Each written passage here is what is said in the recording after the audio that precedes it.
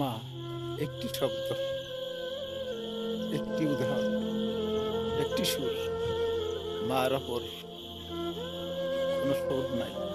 এত মধুর সুর আমার মনে হয় দুনিয়ায় আল্লাহ আর দিই নাই। মা,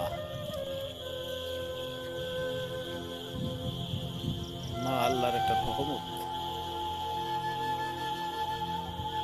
আল্লাহর দেয়া বড় নিয়ামত। সন্তানদের কাছে মা সবচেয়ে মূল্যবান সম্পদ।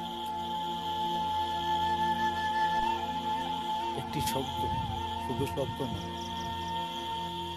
এটা আপনার আমার সবার দুনিয়া ও আখেরাতের মূল্যবান সম্পদ। তাই আসুন, যাদের মা বাবা বেঁচে আছে সেই মা বাবাকে আমরা